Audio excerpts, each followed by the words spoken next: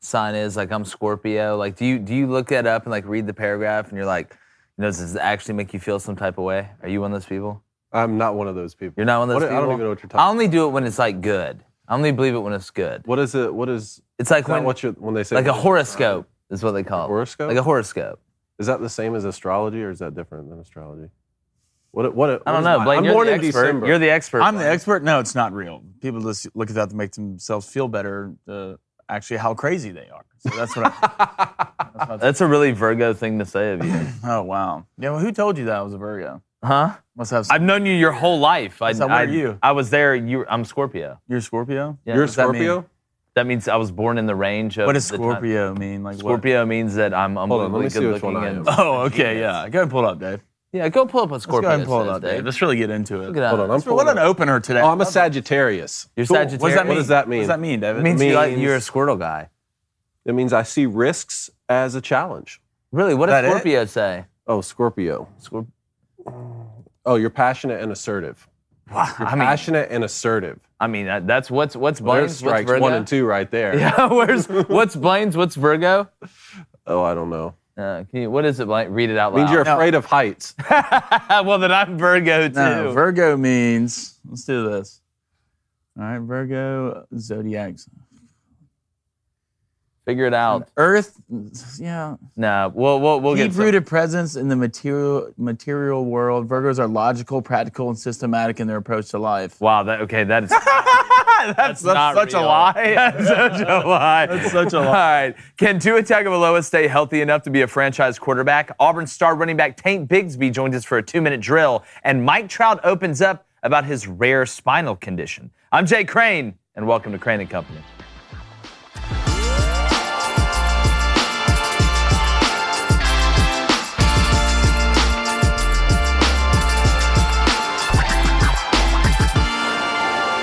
One of the biggest decisions a franchise can make is deciding on who they want to steer the ship at quarterback in the long term. Now, there are so many variables that go into this decision, whether you're drafting a rookie to become the guy, trading to go get him, or taking a shot on someone in free agency.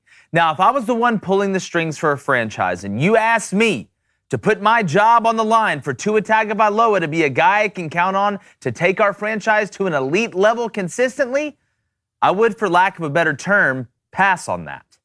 Now, that's not to say Tua doesn't have ability. That's not saying he isn't a great teammate or somebody that people gravitate to in a locker room. It's because the man can't stay healthy.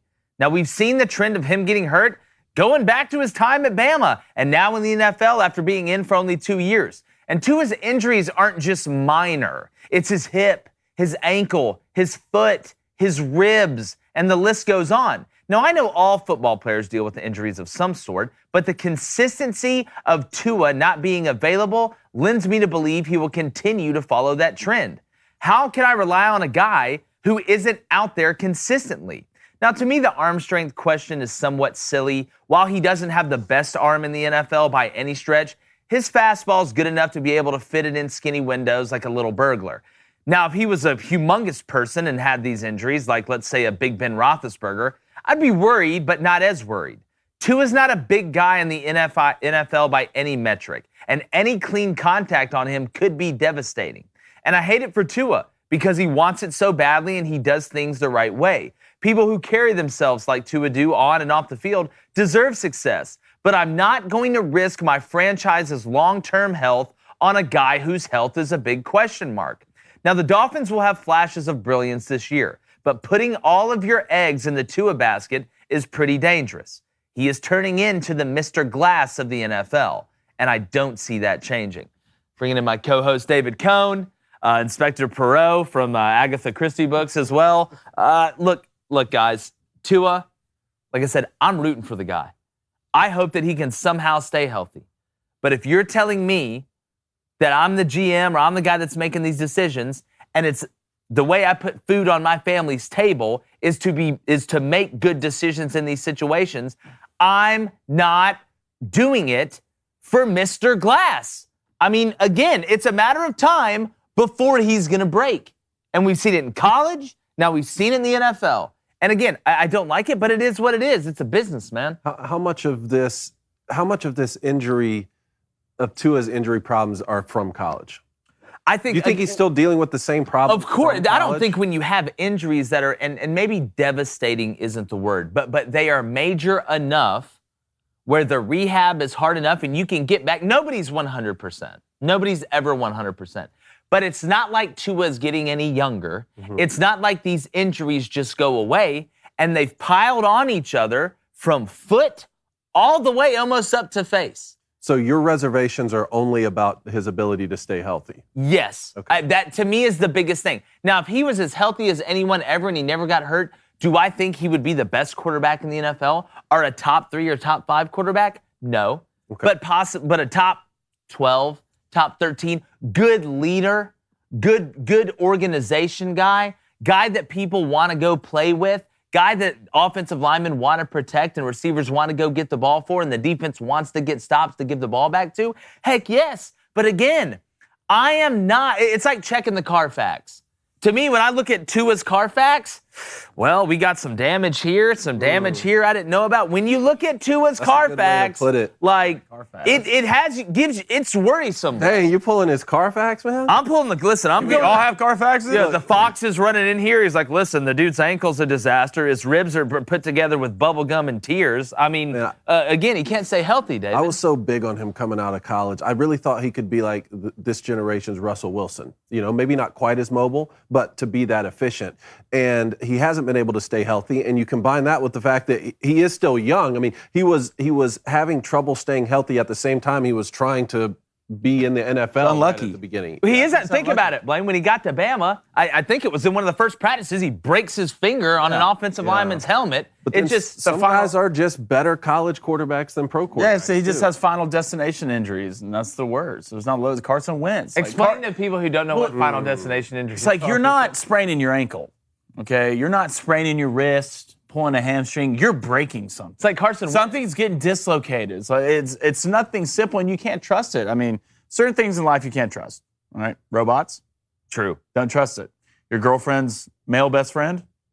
Can't trust it. Never 3, trust them. 2 is staying healthy. Yeah. You can't. And at this point, you got the weapons. You got the weapons. Yeah. One of the best receivers, one of the best tight ends. Your offensive line got better. Your defense got better. But can he stay healthy? We always bring this up on this show. Certain quarterbacks know how to get hit correctly. Yes. All right, know how to fall correctly. And I promise you, in football, learning how to fall correctly is a real thing, even after getting tackled. And 2, when it comes out, it's just goofy. Well, it's, again, I don't want people to say that or to think I'm saying Tua is a bad quarterback. That's not what I'm saying. But if we're having to discuss whether you can stay healthy or not, again, they say like in politics, if you're explaining, you're losing. Like if I'm having to explain to you why Tua can stay healthy or that I hope he stays healthy, there is a problem there. And again, they've surrounded him with a bunch. Tua doesn't have to be a guy that goes and runs for 400, 500 yards a season or tucks it and goes crazy. But it's just being a smaller stature guy. All it takes is one play. All it takes is one. It could be a late hit. It could be somebody catches you down low, picks you up, and poom-paw slams you in the ground. Hell, with Tua, he could, step wrong and break his leg. It's stuff like that to me, and the past injuries piling on each other. You're not in the trust tree with me. Well, he did come into Miami when they were in the middle of a rebuild, which happens a lot of times when you're a top 5 pick. Like, you're a part of that, right? Well, why wouldn't you be the number 1 pick? You want to know why? Because he got hurt. And how often did we hear the phrase tanking for Tua? We heard tanking for Tua when this kid was a freshman and still ended up going number 5. So, but look, Miami, the Dolphins still have the ability to be an elite franchise. We've seen them do it before. He does have weapons now, to Blaine's point, and now a new head coach, Mike McDaniel. How do you think he plays into this situation? Look, I like Mike. I think he's kind of a new flavor in the NFL. Like, again, he's, goes about it a different way. And look, it could be a great fit with Mike McDaniel and Tua. And the offense can be a great fit. But it only takes one play. Like, it only takes one play. And we've seen it happen again and again. So, like, we can talk about how good Tyreek Hill is and Jalen Waddle is, and Sticky Hands Jasicki at tight end, and the pieces that they've put around him, and everybody's loving each other, and it's great, and we're together, and Tua's like, well, if I can't hear you, I'm not listening to you. Well, again, good. That's great. But that's not, you can't use that over an injury to heal somebody. You can't break your leg and all of a sudden the trainer goes out there and he goes, but the rapport between you and the receivers are so good. Like it's some sort of spell they teach you when they put you in Ravenclaw. So how many more seasons do you think Tua will be in Miami? 2. This season and another? Yes. 2. I don't want to make Take that over or under over there, Blaine. At Miami? Mm-hmm. I mean, I want to sit here and take the over. You know, I really do, but I don't know how you can. I really don't know how you can, because you just feel like you're waiting on everything to fall. Well, you know, and he's not, and I don't see what the Booster Club says, Blaine, but, you know, Bama, speaking about Bama, they got some quarterbacks in the NFL. Yeah. Yeah, do you want to go ahead and do this play bench cut I put together, or do you want to see what the Booster Club says? Let's see what the Booster Club says really quick, and then we'll go over to play bench cut, because this one is extra juicy. All right, Rick D. Okay. Ooh, Ricky D. They used to say Stafford was made of glass. I hope he comes out and proves something this year. I believe in Tua. Did they say that about Stafford? I don't remember them really saying I always thought that Stafford was an Iron Man. Like people thought of him as an Iron Man guy. I don't know. Maybe we got an alternate universe thing. Rick D, are you a time traveler? Or did you just come to an alternate universe? But again, I want to say this, Rick. I hope I'm wrong. Like I'm rooting for Tua.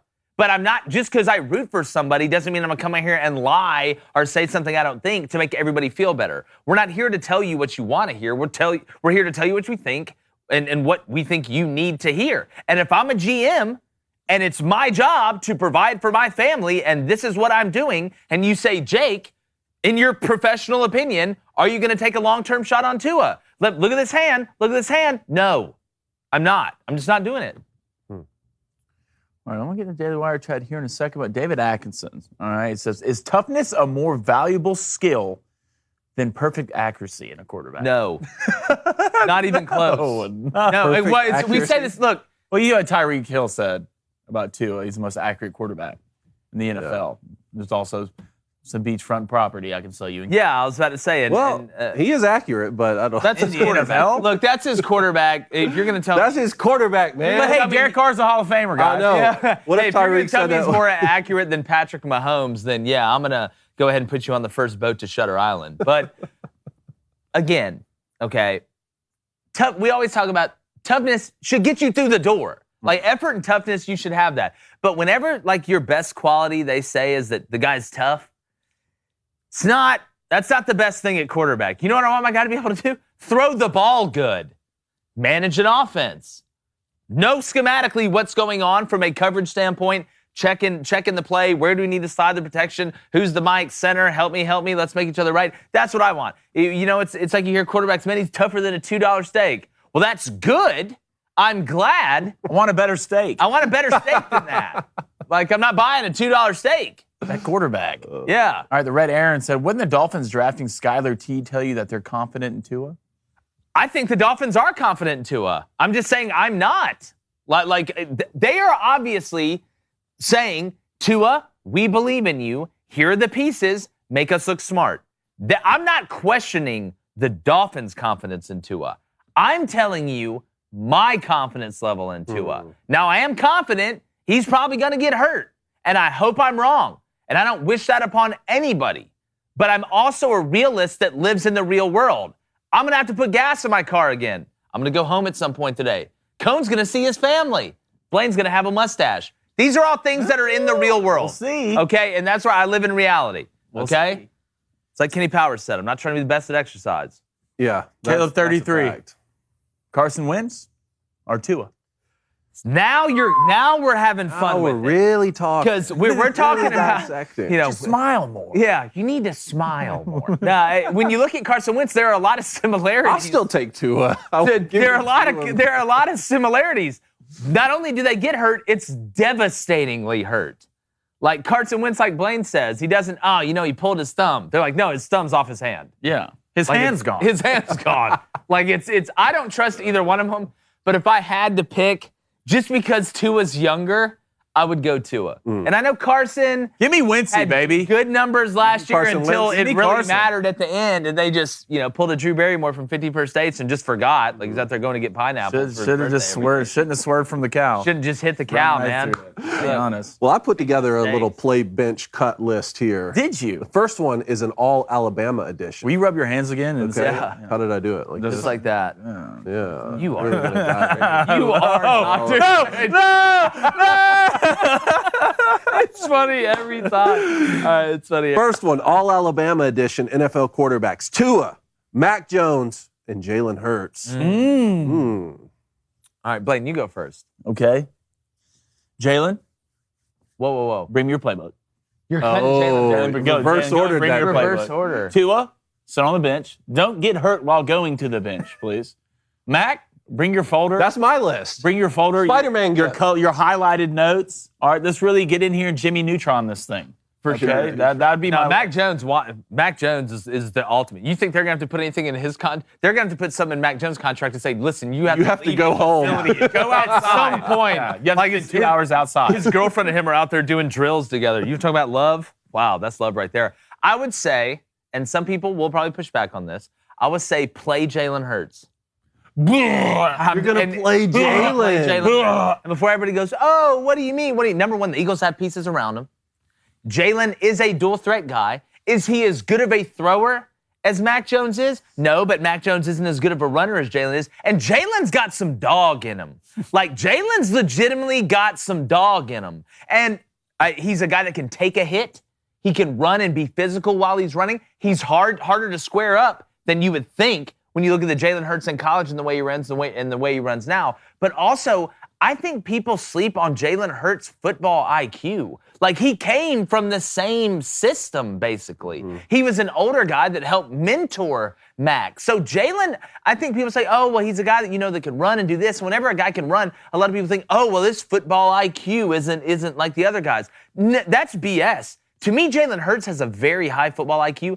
I think people are sleeping on Jalen Hurts. I think they're sleeping on the Eagles because the Eagles said, you know what? We're just going to build a team out of Bama and Georgia. That's what we're going to do. And guess what? It's genius. Smart. And it's probably going to work. So I would play Jalen Hurts. I would bench Mac because Mac's going to be a hell of a coach one day. And he's going to be a good NFL player. I don't think he's going to be this absolutely elite player that everybody thinks he's going to be. And then I'm sorry, Chewy, you can't stay healthy. Let's play a game called Bring Me Your Playbook. And So you no can one hang around out. him. Not on the Eagles. You can be the No chaplain. receivers. You have to pick a quarterback to start your franchise with. Give me Jalen Hurts. Okay. I don't know why that's such a crazy thing. Like, why you're acting like that. So, Yeah. what has Acting Mac like that. Jones I'm not done? acting like that. I said What it has yet. Mac Jones done? I mean, nothing yet. Okay, Maybe then the how is playoffs. it such a... Jalen Hurts has done more than Mac Jones. Well, Jalen Hurts has also had a lot more surrounding him than Mac Jones. Look, you got to play the game. Name me a good receiver that was on the Patriots last year. Blaine, I am not saying that Mac Jones has this elite team around him. I am not saying that the Eagles or that the Patriots and the Eagles have the same team. Obviously, that's an effect. But when I watch Jalen Hurts play, I think Jalen Hurts wants it as bad as Mac Jones. I think Jalen Hurts has that clutch factor. I watched Jalen Hurts come in for Tua after losing his job to Tua and win him the SEC championship game. There's something about this guy. There's something about this guy on 4th and 3 that I believe in. There's something about this guy in the locker room that I believe in. And guess what with Jalen Hurts? You know what you don't get? Drama. Yeah. Even when he left to go to Oklahoma after Bama, you didn't have any crazy drama. There was no beef back and forth. Jalen wore it. He absolutely wore it. And I respect that guy. I don't think he gets enough respect, honestly, out of the young group of quarterbacks that we see in the NFL that can be really good. And I'm excited to see it pan out. He does seem to be a class act. The way he handled that situation with Tua at Alabama. Unbelievable. And he is the only one of the group that also got to play for Lincoln Riley. So if you're playing for Alabama and Oklahoma when Lincoln Riley was the head coach, you're doing something. I don't know if he's going to be able to throw the ball effectively enough to be an elite quarterback in the NFL, but I do like the guy. I do too. Oh, he's a great guy. And again, I know Mac is a computer, pun intended. Who's but also a great guy. Who's also great in the locker room. Great in the who's locker also room. clutch. That's- every but- attribute you said about Jalen, the same thing with I would be willing to bet that 5 years, let's look at it right now. I'll make a show bet with you. that over the next 5 years, Jalen Hurts has more success in the NFL than Mac Jones? I will take that bet right now. Okay, then I'm taking Jalen. I'll take that bet too. I'll take Mac Jones. I have the same order that you have, but man, they're all three. Can you believe that? Like 5 years ago, could you believe that you would take Tua to be cut in that scenario? No, play bench cut. No. Let's move on to another one here. Let's go Joe Burrow. All right, let's go Justin Herbert and Trevor Lawrence. Play bench cut. Oh, I mean, I think we're all going to have the same one here. I got to play Joe Burrow. Like, how the hell am I? As much as I like Justin Herbert, I think the Chargers are going to win the Super Bowl this year. I'm playing Joe Burrow. I'm benching Justin Herbert. Okay, third one. Give me the third. Trevor Lawrence. Trevor Lawrence. Listen, I believe in your abilities, but just not as much as the other guys. And the hair. I don't know. I'm just not a fan of it. You're not a fan of the hair? No, but I don't know how you. I don't know how you don't play Joe. yeah, this is tough. What are you going to do over there, Mustang? No, it's because I'm trying to sit here and think of ways that I could shake this up. You're never going to shake I'm trying to think of ways that You're the biggest Joe Burrow guy here, and you know what? I know Joey B, true king, Yeah. top OG. I'd start Joey B. I mean, Herbs would be second. Yeah, A close second. Justin's nice. Justin is getting nice. better. I mean, Justin is what happens when you project right. and the Chargers are going to be an absolute problem Yeah. this year. I mean, you added Khalil Mack. It's a pretty good ad. I mean, I still think Trevor's a really good quarterback, man. Jacksonville's roster just sucks. Yeah, it's the truth. Just trash. Spades Trash is on spades. both sides. I mean, he just had to go through Urban Meyer. Yeah. That sucks. Yeah, it's not a great situation. Like you're going through Urban Meyer and you're on the Jaguars. Dang it! Yeah. Hey, talk about a test of faith. And you look over there at Justin Fields. I mean, I know you didn't have Andy Dalton. He barely played last year, but I mean, who's the best receiver on the Bears? That's true. Darnell Mooney? Great. Awesome. Sweet. Thanks for setting me up for success. All right. How about rookie edition here? Matt Corral, Malik Willis, and Kenny Pickett. Nah, I like this. I know we're here. Now the problem is Baker Mayfield's in Carolina, so that's gonna hurt Matt Corral having a chance to play. But listen, I'm riding with Matty Ice. I'll tell you the truth. I'm playing Matty Ice. I'm gonna bench Kenny Pickett, and I'm gonna have to come. What? Weren't you huge on Malik? Dude, the more I'm looking at it, the more I go back and watch Malik, I'm just worried about the system a little bit. I'm worried that it's gonna take him a while to be able to read, because you're, again, not saying that Liberty and Hugh and them run just ABCs, but it's not in the same vein as what these other guys came out of to a certain extent. And it's not like you're going from, a fourth grade reading level to a third grade reading level. You are now going from a fifth grade reading level to welcome to Oxford. You have to write a thesis on ancient Greek literature. Like that's the speed of it. It's faster. It's harder to read pre-snap, in the mid-snap, and making adjustments on the fly. So right now, I'll play Matty Ice. I'll bench Kenny Pickett and Malik Willis. I'm gonna have to see it. Like I said, I hope I'm wrong. I don't feel like it's fair to Matt Ryan to call Matt Corral Matty Ice. I'm calling him that now. I don't think that's fair. No, I'm Matty Ice. No, I'm doing it. Yeah, Matt Ryan. I called him the Golden Corral. Is that better? There you go. Would love that. Corral. Matt Ryan would love that too. I mean, go. Cone could probably call them. They're related. You talking about old Kirk Cousins? Yeah, Old Kirk Cousins. I'd play Malik. Really? Yeah. I'd play Malik. I would bench Kenny Pickett, Okay. and I'd probably cut. It could shake out like that. That's what's crazy about it. It could shake out. Well, look, they're rookies. We don't know yet. I know. So I know. Who's who. But I'll tell you what we do know. We do know that Tank Bigsby's a pretty good running back. We got our 2-minute drill with Tank Bigsby, and we're going to give you our top 5 running backs in college football. Let's roll our quick interview with Tank Bigsby, and we'll be right back. All right, we're here with Auburn running back Tank Bigsby. I'm definitely not going to try and tackle this guy. Tank, I appreciate you taking a second. Coming back in the leadership role that you have, obviously a focal point of the offense. How excited are you year 2 under Brian Harsin and the staff? You guys know each other even more, and we all know toes about to meet leather, and that's when you shine. Yes, sir. It's very exciting to be able to come and have the same coach for 2 years, going on to year 2. It's very exciting. Yeah. Well, too, playing that position, we always talk about on the show the complete back, being able to catch the ball in the backfield, being able to block. You've seen guys come back and take another year to refine things outside of running the ball. How important is that to you going into your veteran season? I mean, it's very important because, that's what coaches are for. You got the coaches. You either have a good coach or you have a bad coach. The coach puts you in the positions to win, and to show you and know your capability. So if they don't know your capability, you're not going to shine. But if a coach knows your capability, he's going to put you in every part of the game that you can shine. Definitely. Who are your favorite running backs all time? Dalvin Cook. I was watching, I never really watched him for real, but Reggie Bush, I just hopped on some of his film, how elusive he is, you know what I'm saying? But Todd Gurley, Georgia backs, you know, I grew up a Georgia fan. Okay. You need to check those Reggie Bush high school highlights, too. Oh, yeah, ridiculous. Hey, serious question right here. I'm just kidding. NCAA football game's coming out next year. What would you think? I was intrigued by this. Your overall would be, and what would that speed look like, too? I mean, I wouldn't know. I just ran a 4.43 in the combine. Yeah, so fast. I mean, I don't know what that be. Overall, you know what I mean? Of course I'm gonna rank myself high. Well, Tank, we appreciate it, brother. Best of luck to you, man. You're a heck of a player, a heck of a person. Can't wait to talk to you again. All right, thank you. All right.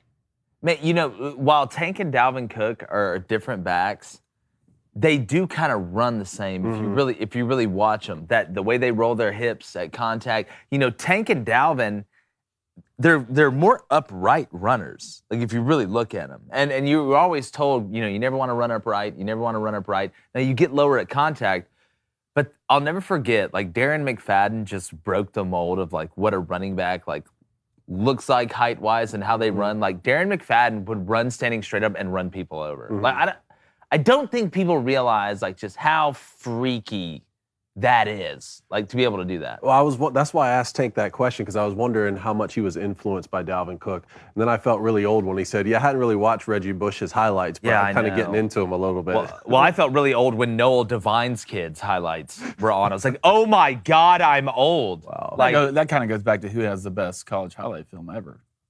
We could definitely have that debate. Tavon Austin. How's it Are you talking about college? How's it not Tavon Austin? You talking about college highlight tape? I think Reggie Bush is better than Tavon Austin. You know what? We're not going to get there. I'll tell you what. One thing at a time, Blake. Top 5 college running backs. And look, this year's loaded at running back. Yes. It's loaded around the country. So I'm going to go ahead and give you mine, which we all know is the best one.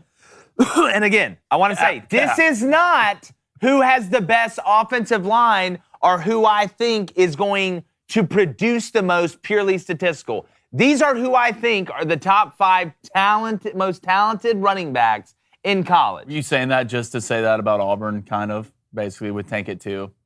Maybe a little bit. Yeah, that's what you're saying. That's Auburn definitely doesn't have the same. All right, number 1, Bijan Robinson. Guy can do it all. His vision is incredible. And something that most of these backs on this list, if not all of them, share is they can see in 3D. And people say, what do you mean? What does that mean? They can see different levels. So they're not looking at the first level. They're looking through the first level to the second level. And that's what makes them dangerous. They see the cut that's going to be there because these guys aren't just worried about getting past that first wave or letting the guard clear on the wrap or anything like that. They're worried about making that safety miss because you make the safety miss, it's nothing but air and opportunity all the way to the end zone. So number 1, Bijan Robinson. Dude's got sick vision. Unbelievably hard to tackle because he has so much strength from his legs up, from the ground up. He can hit the home run, he can catch the ball, and he's good enough in pass pro. Tank Bigsby, from a potential standpoint, may have more potential than anybody on this list. Now, I know he's been beat up because Auburn's had to give him the ball a lot, and they struggle to block anybody up front. I hope that changes this year, but I really don't see it happening. But what you can see with Tank is he is a complete back. The way he's built, the way he's able to catch the ball in the backfield with his hands, he doesn't catch it toward his body. His pass pro continues to get better, and he understands when to cut, like I said, but he has a feel around the first down marker. Very rarely, excuse me, and people say, oh, well, you know, he got out of bounds on that against Alabama and it cost Auburn the game. A lot more cost Auburn the game than that. It was one bad decision, but more times than not, Tank Bigsby makes the right decision. Deuce Vaughn, the little witch, unbelievably hard to tackle. He can hide behind the offensive line. He's got great burst. I bet his pro shuttle is ridiculous. Even though he's a smaller guy, I love him as a complete back. Little Sproles-ish to me. Yes. And I think he has a chance to can hurt you in many ways. And a lot of these guys play special teams as well. Travion Henderson, Ohio State. A lot of people last year got distracted because Olave and all these guys outside were balling and C.J. Stroud's at quarterback. Travion Henderson's a horse, fellas. And he can do it all. And as a pro, he's going to have a long career. I think he may go absolutely nuts this season because I believe Ohio State's super pissed. Then 5, Devin Achane. All right, dude can absolutely fly. We've seen him have success in the SEC. They're going to lean on him a ton this year. But from a guy that can hit the home run, a guy that can be versatile, you can give him the jet sweep, you can line him up in slot. Devin Achane's a guy that I like a whole lot. People say, Jake, where's Jahmyr Gibbs? I think Jahmyr Gibbs is a really good running back, and he's going to look like a genius behind Alabama's offensive line, but I don't think he's top 5. Love it. That's a good list right there. There it is. That's a good list. Oh, that's Bring up my list. Yeah, go ahead, young Joe Tiller. See, I don't know these people. He's the old coach of Purdue. Do some research. I don't know these people. I wish I knew these people. Yeah, I'm going to maybe I can Okay, laugh so together. your top of the order is kind of the same there. Yeah, well, I got A-Chain at 3rd. Okay. I mean, you got to think A-Chain almost had 1,000 yards, and Isaiah Spiller was their main guy. Yeah. A running back. This kid can hit a home run at any time. He's great. He's great running downhill. He can run the stretch. He can catch the ball in the backfield. Not a track guy playing football. Not a track guy, but he can get 10 yards extremely quick. All right, let's go to number 1, Bijan. This kid, the full package. Yep. I mean, he's everything you want in a running back. He's basically a road to glory player. I mean, and Texas might be back this year. We'll see. Tank, I think Tank has the highest ceiling almost out of these guys. The offensive line is terrible. He set 1,000 yards rushing last year, which is surprising. How you do that is almost a bigger feat than anything with the offensive line that Auburn has. A-Chain at 3rd, then Deuce at 4th. It's not. I mean, the kid's 5'6". It's like tackling a child who can run a 4.3. It's impossible. You can't see him. I would say Austin Eckler-ish, but I think Austin's 5'10". 5'6". You're hiding in stockings Christmas morning. Like, yeah, you're basically smaller than the football. Yeah. So, I mean, and then I put Jahmyr Gibbs at 5. I think you go back to Georgia Tech. First of all, this kid's also a home run hitter. He can absolutely fly. He can catch it out of the backfield, and he's only going to look that much better at the University of Alabama. You know who he reminds me of? He reminds me of Trent Richardson a little bit. Yeah? Trent was bigger than him. Oh, well, yeah, but the way they run, like, and kind of the makeup, the way they look, he reminds me of Trent Richardson. Interesting. All right, bring up my list. Pay attention here, Who boys. from Michigan's on here? All right, here's my list here. Oh, my God. Okay? Yeah, exactly. Shook up the order a little bit. You know why? Because I want you guys paying attention. I want you focused. Look, I'm not here just to give you just the order straight, how it's supposed to go. I need you guys to pay attention and focus a little bit. I'm actually going to start at 5. I want to start with Zach Charbonnet. I was super excited about this kid's tape when he was coming out of high school. Got more excited when he committed to Michigan. Not really sure why his career there didn't work out, but let me tell you some things. Well, Blake Corum's on my honorable mention, no doubt. But let me tell you a couple things about Zach Charbonnet last season at UCLA. UCLA won every single game in which he rushed for 100 yards. Not only that, but he didn't fumble the ball one time, rushing the ball over 200 times. That's pretty good. Which is amazing. One of only 4 backs in the country. All right, number 4. Let me see if I can keep up here now. Travion Henderson. Look, CJ Stroud gets a lot of love over there, and Jackson Smith-Njigba is going to get a lot of love, but don't let the fact that they are lethal in the passing game confuse you about what the Buckeyes really want to do, which is run the ball down your throat all the time. Just another, great back in a long list of great backs. Awesome. Can't wait for him to go off for 350 yards, all right? Number 3, I have Tank Bigsby there. I just love watching the kid run. What he was able to do with that offensive line at Auburn, I mean, you guys were talking about it all season last year. I had to hear it up close and personal. I actually have Deuce Vaughn at number 2. Okay. The kid rushed for 1,400 yards, 18 touchdowns last season, and then another 400 yards receiving, I think. I mean, he's basically, what were we saying? Darren Sproles Jr.? Yeah. You could just basically call him that. And then number 1, I also have Bijan Robinson. Look, Texas was not awesome last year, but you could see the way that Steve Sarkisian wanted to use him. I think that that's only going to get improved this season, especially if the Quinn Ewers kid is what they hope he is at the quarterback position, which is only going to make Bijan Robinson more lethal. Yeah, well, Bijan Robinson's going to be his best friend. Yes. Quinn Ewers, take a little pressure off him. Good list. We're going to come back to Boots Club. I want everybody to tell us what they think about our list. I know people are going to get upset. I didn't have Jahmyr Gibbs in there, then Blake Corum. I know we're going to hear it from theirs. Because, look, it's deep this year at running back, guys, and I love that. Now, as a defensive guy, I wouldn't love that. But as a fan of college football and somebody that covers it, and we're going to be talking about it all year, it's a lot of good backs. I mean, a lot of them. We didn't even speak on some. But, like Braylon Allen at Wisconsin, I mean, we can go down the list. So I had Blake Corum, Braylon Allen, and A-Chain in my 3 honorable mentions. Nice, that's a pretty good honorable mention. But if you want to watch the rest of the show, remember you can listen here if you want to stay and chill. Head over to dailywire.com, become a member. Check out Daily Wire Plus, too. It's pretty sick. Our list on Apple, Spotify, wherever you get your podcast. Subscribe, leave a 5-star review, and share it with all your friends. We'll be right back.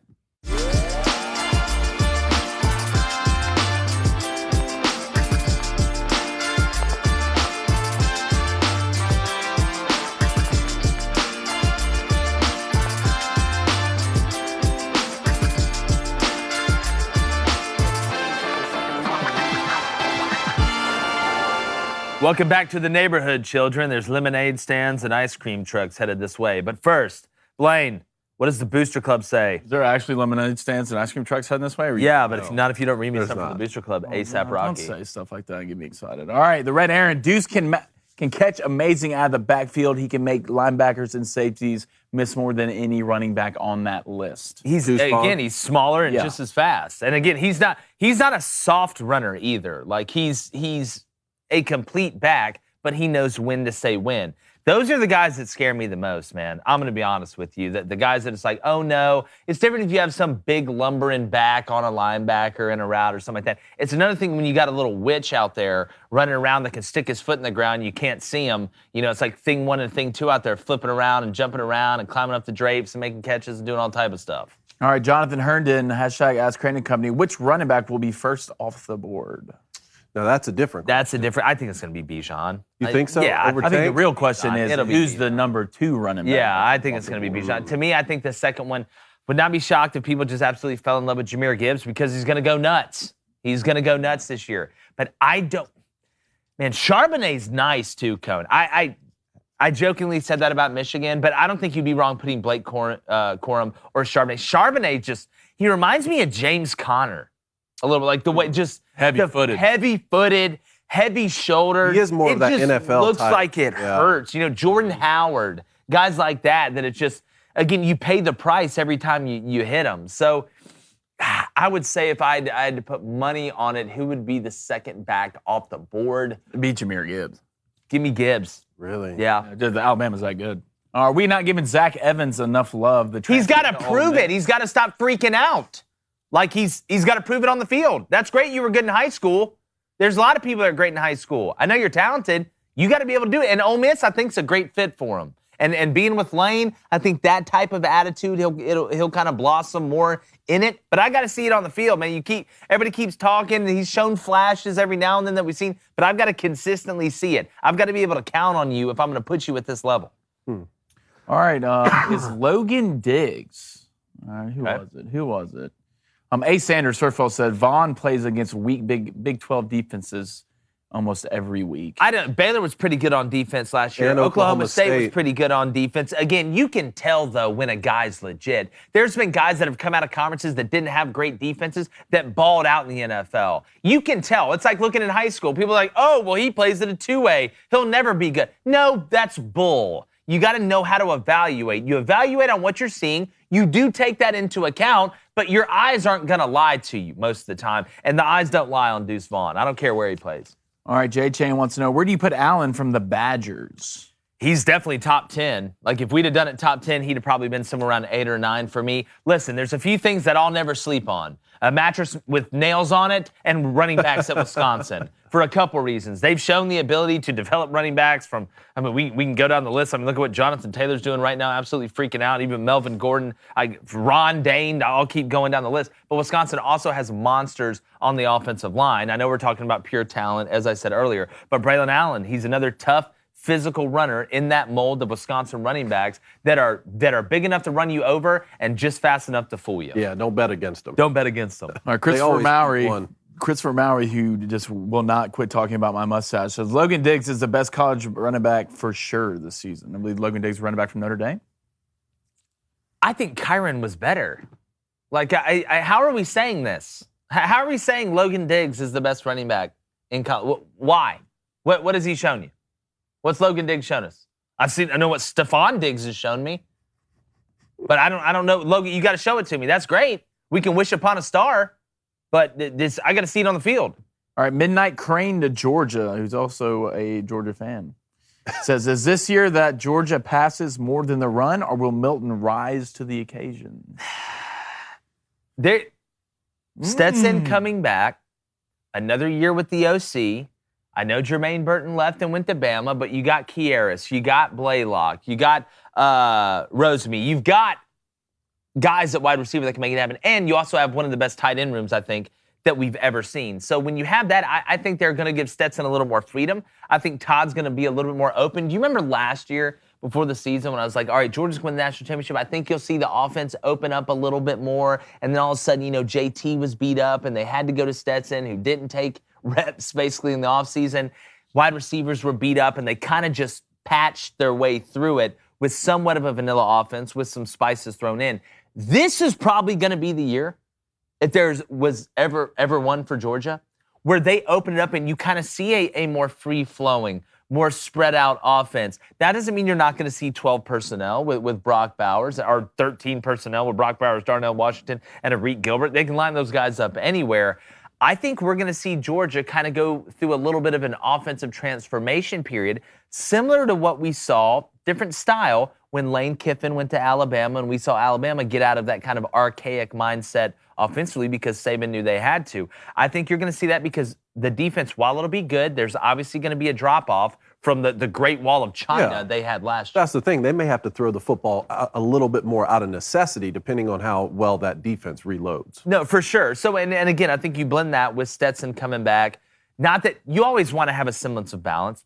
Very rarely are guys 51-49 or 50-50. Those really aren't real numbers. You want to just be anywhere from the 55 to 45, 60-40, anything over that. Obviously, the tendencies start to really, especially formationally, emotionally, you start to be able to put the puzzle pieces together defensively. But they'll be balanced, but I think you'll see maybe more attacking through the air on first down.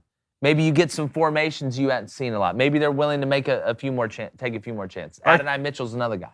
Two things here. Caleb, Go Dog, says running back out of Central Michigan is legit, too. He's nice. Trying to remember the kid's name off the top of my head. And Justy says, Billy Napier says he doesn't think they have enough talent and the depth they need. You sticking with them beating Utah? Even the coach doesn't even buy what they have. Yeah, I'm sticking with them to beat Utah because I think you've got extenuating circumstances because Billy Napier, I think, is talking about the depth that you need to be able to do what he wants to do in the SEC because at the end of the day, that's the judge, jury, and executioner. Now, Utah is very physical. We talked about this with Danny Cannell the other day. Utah's got a really good football team. I love Cam Rising. I love the mindset. I love the way that they play. But going down to the Swamp in that first game, it's going to be electric. They haven't seen Anthony Richardson in person. I think you're going to see a lot of plays extended. Florida's roster is not where it needs to be. He's exactly right, which, again, is so weird for me to say. But I still have them beating Utah. And I still have Utah winning the Pac-12. Central Michigan running back is Lou Nichols. That's Nichols. Had 1,700 yards rushing last season. Central Michigan, every 3 or 4 years, has somebody that's just a freak. For sure. Like Antonio Brown. They have the other kid, the wide receiver that was a freak a couple of years ago. Yeah, I believe it was Central Michigan who completely ruined me in the first half on 2 punts. That was epic. What was that kid's name? I have to look it up. Speaking about a little wit. I have to look it up now. He personally He was unreal. Personally. I'll never forgive them for that. Punt returner? Oh, my God. Yeah, his name was... first half. Yeah, in the first half. He took 2 punts back, one with 3 seconds left to go in the half, and he caught it on his own one. Ugh. Why'd you punt it to him? More than a few. Oh, Pimpleton. Pimpleton! Yes. Oh, real Pimpleton. Oh, I'll never forget. The heartbreaker. Oh, dude. That dude on a run, too. That dude went the Indiana Jones. I mean, ripped the heart out and showed it to you. And it's one of those things like you know what's going to happen before it happens. Yes, I know. He took one back. I was like, don't you know? I was like, in my brain as a coach, you're like, there's no way they're kicking him this football. There's no way. And you don't even corner it. Like when they kicked it in the middle of the field. It's like when the Giants punted to Deshaun Jackson. Even Deshaun Jackson couldn't believe it. He's like, oh, my God, they did it. But, all right, speaking about doing it, time for a little rapid fire. Here we go. All right, first one up. Definitely not Double Jeopardy sound. Mike Trout working through some spinal conditions that may affect him for the rest of his career. He kind of downplayed it, but what the interesting thing was what Blaine said, because he had an analogy to another professional athlete with Mike Trout. Little Christian McCaffrey's always hurt. I know Mike's done more in his career, but they stay hurt. McCaffrey? They stay hurt. I mean, fantasy purposes, I'm basically coming from a fantasy Okay, I was going to say, standpoint. because Mike Trout has 3 MVPs. Yeah, I'm coming MVPs. from a fantasy standpoint. Christian made 1 Pro Bowl. You can't trust drafting McCaffrey, and it's hard to trust drafting Trout in fantasy league baseball because it's always something. You're always hurt. It's this, it's that. So it's only fantasy that you're comparing. So yeah, if you compare careers, it's not close. But Mike says hurt, and I know it is tough because it's a 162-game season, but go look how much Mike Trout's been hurt. He has been hurt a lot, but again, I'm with Cone. I guess from a fantasy perspective, right now, at this point in time, I could see that. I feel bad for Mike. Again, it's, and I'm not a doctor. I retired from that a long time ago. When you look at what it is, obviously he can play with it, but it has to be monitored. And I'm sure, again, he goes out with back spasms and stuff like that. But Mike Trout is a generational player. He's still going to be playing. I know he's a guy that takes care of his body enough to be able to monitor this thing, and I just hope, it's something that once he does get done playing, he isn't in such a state where he's miserable all the time because he can't, lift things up or move around and stuff like that. So, again, and the Angels right now, I mean, you look at Shohei, you look at the roster they have around. We talked the other day about who would you trade, Mike Trout or Shohei Ohtani. I think this you're trading Mike Trout. Shohei's another notch in the Mike Trout deal. Well, Shohei's one of your best pitchers and hitters. Shohei might be the best player ever. Shohei ever is it ever. Like right now? Wait. I think I saw something. Come on, man. Don't do Mike Trout like that. The best player ever. He has like the lowest. You got a long way to go. He has like the highest slugging percentage right now with runners on base since 1974, and he has the lowest something with pitching since 1970. I've got to see it over the long term. He could have maybe the greatest year ever, considering and it's tough to go back to like 1923 with like Honus Wagner and like Johnny Toes Thompson. Yeah, they're not as good. and Ricky, they're not as good as Shohei. I don't care how far you go back. No, I'm not saying they are, but like in that area, you're the same one that said I couldn't compare John Wooden and Nick Saban. So how the hell are you going to say Shohei's better? Well, that's the same thing the day before. You said it was harder to win than basketball. Then a day passed, and you said it's harder to win. I was confused. Why are you moving the goalpost? I was confused on what changed in that amount of time because you were sure on it's harder to win a championship in basketball. Hold on, don't. And then the next day, it was harder to win in football. So I was confused. I don't know how you compare those. I know those are two different sports. I know what you're trying to do. Okay. What am I trying to do? Okay. You're trying to deflect because I caught. You said the other day that I couldn't compare John Wooden and Nick Saban because the eras are too far apart. Two different sports. But yet you can tell me that Shohei is. We're talking about baseball. I'm talking about you said go back in baseball. I'm not saying you're wrong. I'm not talking about two different I'm not saying you're wrong. I'm just saying, like, I don't know, that kind of sucks. I feel like it's a lot harder to compare basketball championships to football championships, and we can compare people who play baseball now to people who played baseball a long time ago. Yeah, well, speaking about new era, you're capping. Are y'all related? 21 Savage. I've never met this guy in my life. Yeah. Who is this? All right, so quickly, though, do you think that this spinal condition will shorten Mike Trout's career? I hope not. I think it'll keep him from coming back faster. So, yes, in the long term. All right, well, the Yankees added another outfielder. Benintendi. Oh, he's left-handed? I wonder why they got him. Yeah. I don't know. Maybe because right field was built like one of those, like it's the same distance as in Williamsport, where they play the Little League World Series. Good. Andrew Benintendi, another lefty that can absolutely rake. Great. Thanks, Kansas City. We appreciate it. Signed to everybody that's not a Yankees fan. Shut that trade down. All right, here's one. From speaking about Matt Corral earlier, he made some comments that were interesting. He said, based off going to Ole Miss, he said, I took the easy way out because I felt like I could play right away there. Knowing what I know now and trusting my instincts and trusting my work ethic, I would have I think he means I would have gone to a place that would have made me compete. What do you think about that? I think it shows you the way Lane Kiffin runs the ship.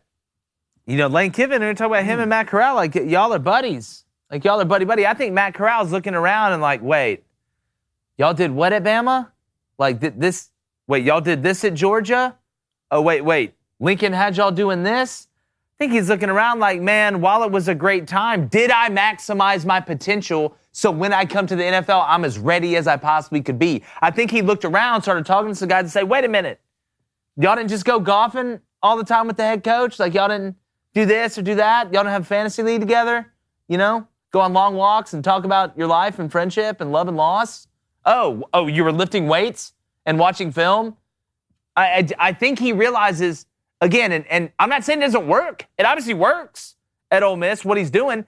But are you 100% as prepared as you could be when you get to the point where now you're having to compete against Baker Mayfield and Sam Darnold to go out there and try and get the bag to give yourself a chance? And he may feel like I'm a little bit behind the 8 ball because I didn't have to prepare like this. And everybody's telling me how hard it was in college. And then I'm calling Mac Jones, and he's like, yeah, man, we were reading Mesopotamian tablets on cover 2 they found in Egypt or whatever. And he's like, well, we were drinking eating snow cones and watching, National Treasure. Like, it just, again, I think he looked around and was like, wow, we really did things different at Ole Miss. Seems like an interesting time to say that. All right, let's stay on the NFL here for a second. DK Metcalf with the Seahawks, Deebo Samuel with the 49ers, and Derwin James with the Chargers are all at their camps, but not practicing. They're hold-ins, not holdouts. Do you think those three will play week 1 for their teams? I think 2 of those 3. I think DK Metcalf's looking at the Seattle roster, and he's like, boring. Like, I think that's what it is. I mean, you look at Deebo. Deebo's going to play because he knows Trey needs him to play. You look at Derwin James. He's going to play. To me, the one that's probably not, or the one that, to me, the most likely would be not to, even though all 3 of them probably end up playing, is DK Metcalf. I mean, bunny's up. Get my ass out of here. I'm not talking about strawberry milk. Look around Trying this to follow roster. Russell to Denver. God, that roster the Seahawks have, it's just a bad situation. Thank goodness the Mariners are playing good. It's about all they got up there. That and Starbucks. They do have Starbucks. And even that's overrated. That's all. Oh, there I said it. Oops. What? Yeah, Starbucks. Oh, yeah, you're a Dunkin' guy. Dunkin' Donuts. You're all a day. Dunkin' guy, and you're a Starbucks. The coffee at Dunkin' Donuts absolutely slaps Starbucks coffee around the yard. God, Yeah. You're such a Kirk Cousins guy. Whoa, okay. You're such a Okay. Kirk Cousins would say something like Yeah, that. I bet you're a Kirk Gardner Cousins Minshew. Loves Yeah. Dunkin' Gardner Donuts. You're Gardner Minshew. I'll I don't take wanna hear that. it. I'll take that. Yeah. I bet Gardner I've got Ball, cooler though, than Kirk. kinda. Jorts. Starbucks coffee is so much better than Dunkin' Donuts coffee. It's Wow, you're such an elitist. Evan's like, I'm surprised. Never mind. I'm not gonna say that on the show, but it's a lot better. It's a lot better. It's, you know what? I'm not Close getting in than this argument. Dunkin'. I'm not getting in this They're argument. not even known for coffee. Just give people donuts.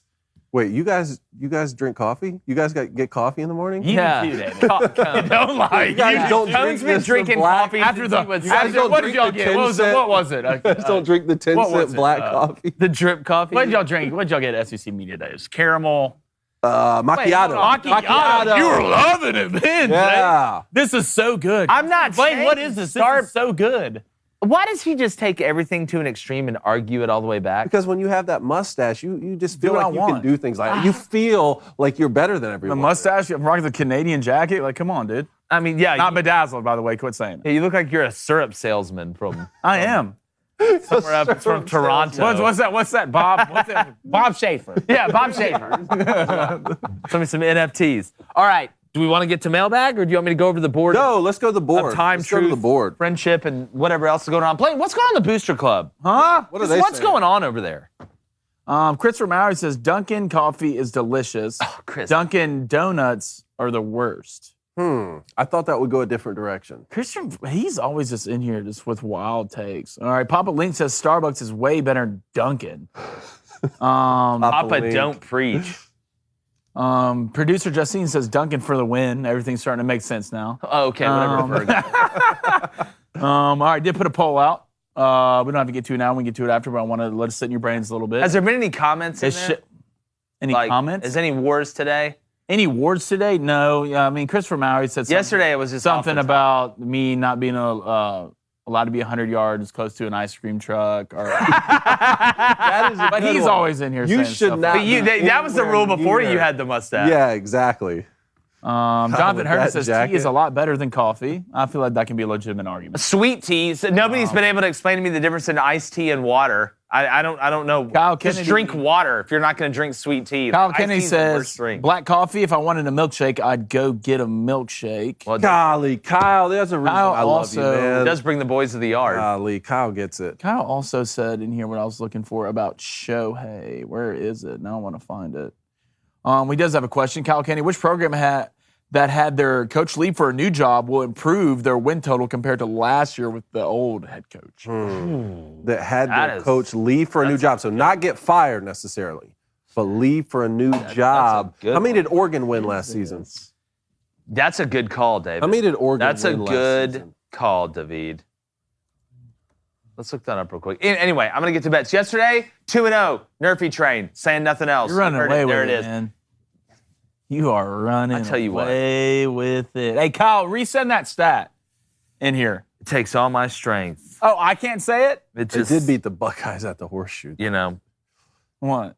I'm over it. Here we go. Is that a power stance? It was. Your power No, here's my power stance guy. right here. That's the power stance. All right, today, stance. let's go. Cubs, Giants, Nerfy, -120. We'll see. Almost did it. Cleveland Red Sox Nerfy plus 102. Red Sox throwing a guy whose first name's Cutter. I just believe in it. Just get through the bottom of the first. That's how I feel about it. Maybe if I could go 6-0, rest of the month, right? You got tomorrow's 29th, then the 30th, then not on Sunday. 4-0, go 4-0, get it back to about even on the month. I'm in the green overall, feeling really good about it. Blaine, 31-15. I go last. No, you're gonna go now. David. No, you're gonna go. Go ahead, Dave. No, you go ahead. I'm reading the chat. Go ahead. No, right. go ahead. Well, I found this stat from Cal. Well, go ahead and read it. Appreciate it, Cal. He says Ohtani has the highest slugging with runners in scoring position since 1974, and he has the lowest opponent slugging with runners in scoring position since 1970. That's I'll take good. Babe Ruth. All right, here are my picks. I want John Isner. I want John Isner minus a game and a half at the Atlanta Open at minus 195. God, last night was a bloodbath, boys. I don't even want to talk about it, to be honest with you. 0-3. Let's talk about it. I trolled. You went reverse turkey. I trolled German. And he said 7K shove. Yeah. That's what happened. And then both Nerfies are like, hey, let's have a great took first one of those, inning. trust me, Yeah, trust me, I get it.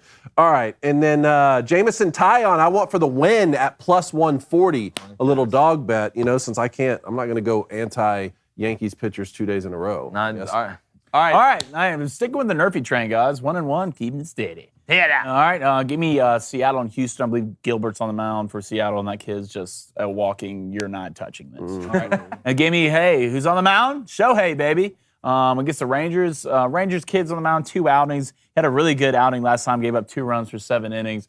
I think he just had a bad first outing. So give me the Nerfies. Seattle minus 104. Angels, Texans minus 115, 31-15 on the month. Man, let's finish strong. And Jake, if you do go today 2-0 and 2 more days 4-0, that's a 6-0, so you should be good. Yeah, but I was talking about going forward. I thought we had 3 more days of bets, 2 bets a day, therefore it's 6. Baby Cone yesterday, 3-0.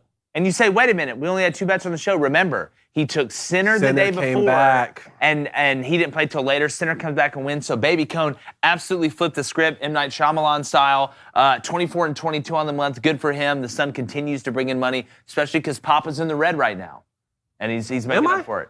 Just on the month. Oh, on the month. No, not total. Not total. Nobody's in the red. We're 450 and 410, boys. It's 40 games over. Remember our goal. We just wanted to be in the green overall by the time football season came here. I don't want to jinx us, so I'm going to look everybody in the eyes and say, good job, continued success. Can you tell me today that I'm going to miss both my bets, please? You will miss both your bets. Thank you. You have no chance. You saw what he did yesterday. I did. To be honest with you, I think you're going to hit both of them. I let you down yesterday. Hey, you stay over there and pawn something off. I'm sorry. Stay over there and pawn I'm sorry for thinking that your bets are going to hit. Go sell someone else a used car. Well, no, because I ain't buying it. I ain't buying it, Blaine. It looks like Blaine's going to show up and clean your chimney in like 19. I don't know. You just look like you're going to be in the wood. You're in the woods with an axe, filming TikToks with your phone. No, dude, I feel like I feel like I'm a caddy for the first Scottish Open, like the first time they ever played a golf. That'd be dope. That would be pretty. They actually wore this jacket. Man. Bobby Jones' great grandfather, Lobby Jones. So, Baby Cone, he wants Mariners, Astros, Nerfy minus 104. And then, we looked at this bet, Cone, after your son had told us, and it may be the best bet on the board. That's not a dog bet. Tyler Anderson over 3.5 Ks at only minus 155. Yeah. That's a pretty good bet there, Good David. one. And we'll see. But Baby Cone, let's see if he can stay hot. All right, by the way, Michael Wynn missed yesterday, but he was a 10-0 Hall of Famer. Barefoot Cowboy, also a Hall of Famer. Nice. And my buddy Rev Coster, Hall of Famer. We had more Hall of Famers? Rev Coster was 10-0. I want to say before we moved it from 8-0 to 10-0. He got to 10-0. And Barefoot Cowboy got to Barefoot 10-0? Cowboy's a Hall of Famer. Rev wasn't already in the Hall of Fame? No, he for 10-0 because he was one of the people that made it 10. We'll get it sorted out and figure out. But BJPS09XU13's 4-0. He wants the Dodgers Rockies Nerfy at plus 135. Katie Rose 1191's 3-0. She wants Luke Raley to get a hit minus 195. Bracket Dom starting to heat up. He's 3-0. He wants Sparta Prague to qualify for the next round. I guess that's when they fight the ninjas that Xerxes sends through the hot gates. What is that? Midnight. I don't know. I think it's mind fighting. Midnight Crane to war. War? Okay. Midnight. It's Ender's Game. Midnight Crane to Georgia's 2-0. He wants the Phillies, Pirates, Nerfy. Everybody just takes Nerfies now. Nerfy minus 125. Then Ram Drew 87's 2-0. Wants Astros, Mariners, Nerfy. Quater 16's 1-0. Astros money line. Nate Dogg 2022's 0-0. He wants the Orioles first 5 money line. Husky Cookie is 0-1. He wants the Phillies steady minus 200. Definite. Then Buckhorn Dave's 0-3. Look, still got another at bat. Phillies money line. And then JMPB _ the only one is doing the Lord's work at 0-5. Fade him. 0-10. Is that the new reverse Hall of Fame? The reverse Hall of Fame, that's where we point and laugh. We shame you in the streets? We shame you in the streets. Yeah. Also, Oregon was 10-4 last season with one of those wins at the Horseshoe. Yeah. Okay, and 3 of those losses, 2 to Utah and then 1 to Oklahoma in the bowl game. I think their schedule this season is even more favorable. New coach in town. I don't know. They still want. You are going to lose to Georgia, even though I think it's going to be closer than what people think. I want to see that spread. But Blaine, Couple things here. oh, we got to do top play. Yeah, we have to do top play. Yeah, let's They do get top play. Utah at home, by the way. Let's do top play. All right, last night, Mets, Yankees, Subway Series. You always love to see the Yankees getting swept. Here in the ninth, runners on the corners. Hit a knock. And congrats to the Mets, who we know are going to blow the division. Yeah, congrats. But I always love to see you guys beat the Yankees. And it's, you know, again. One team's up 3 games and the other team's up in 11.5 games. Subway Series sweep. One team's up 11.5 games. Subway Series sweep. The other team's up 3 games. Somebody's eating fresh. Hey, y'all just need to worry about y'all need to worry about the Mets, not anybody else. Worry about them. Said no one ever. All right. Said no one ever. All right, parting thoughts and the poll. Yeah, so let's get to this first one. Everybody wants you to grow a soul patch. David? that? Yes. No one wants. You should grow a soul patch, The David. Booster Club wants us to grow a soul patch. No one wants to see that. What do you Top mean by the 5, Booster Tuesday, Club? top 5 next week could be cookies are best milkshakes. And Donovan, all right, with the question real quick. Any chance will you guys be covering the World Cup this year? And also, what is the biggest factor in Bryce Young winning another Heisman? First off, yes, because I will be putting on my American flag shirt and rooting for the boys, even though I know we're going to Can't wait get to be slaughtered. disappointed. Yeah, I can't wait to be disappointed. And what was the question about Bryce Young? What's the biggest factor in him winning another Heisman Trophy? Staying healthy. Yeah. And, Yeah? And how Papa? bonkers does C.J. Stroud go? True, because I got C.J. Stroud winning it. Alabama, I know obviously you lose Jamison Williams and Mechie, and I'm not talking about the national championship game, but just in general, we know that they have guys that have ability. Obviously, I'm never going to doubt Alabama offensively. It may take a little tiny bit of time for the chemistry to really get there, but I think Bryce finishes second in the Heisman, but Alabama finishes first in the nation because they're going to win the national. All right, Ryan McCarthy, don't give your money to corporations that hate you. Give it to me instead so I can shave Blaine's mustache live on air. 1. Sounds like he's been to Jeremy's Razors. He has. Guys, we've gone over this and we'll go over this again. As a team, as a unit, we're all in this together. Quit putting an E at the end of my name. It's the French way Please. to spell it. Blenier. Stop. You're Blenier. Blenier. Please stop. I don't care about what these guys do. Okay, but chat. Stop. I know you're probably gonna spam it right now. Just please stop. Hey, you spell Jake with an E. Blaney. And 2, you are definitely not shaving my mustache live on air. Well, maybe we'll see what happens. All right, poll. Yes. Otani is the best player in baseball. Shohei. I say yes. 63%. I'm just going to say no. Who's the best player in baseball, David? I'm saying what the chat's going to say. You know how this game goes. Don't be quizzing me. Not what I already think. asked the chat. Dad. I'm guessing. Don't yelling at me, Dad. All right, Otani's the best player in baseball. Yes. 55%. Closer. Who? No, Did you just go closer than Shohei and then other? Yes or no? I went yes or no, not other. Did anybody say, would you say Aaron Judge right now? No, someone said, let me see. Someone said Mike Trout. No. And other than that, just a bunch of yeses. No one really came in and was like, no. Someone said Don Kelly over Otani. But no, everyone thinks Otani's Shohei. It's got to be Shohei. But spam the chat. by the way, tomorrow, Chris Doring from SEC Network, former Florida standout under Spurrier with our buddy Danny Werfel at quarterback, and he has something to say about Florida fans that will surprise you. So get ready for that. Make sure you're following us on all platforms, TikTok, all that good stuff. Just got verified on Twitter, the Crane & Company account. Hopefully, we're next. Yes. Also, Takeo Spikes. Yes. Saturday, great interview, and he could still play. I mean, we've interviewed Patrick Willis and him past couple weeks. Those are two guys that can still play. But we appreciate you guys. Make sure you check out dailywire.com. Daily Wire Plus, all the cool stuff coming at you again tomorrow. But until then, the chances of David Cohn hitting his bets tonight. Oh, I thought you were going soul patch. You know what? Or the chances of David Slapping a bet. getting a soul patch. Slapping a bet. We're going, gone.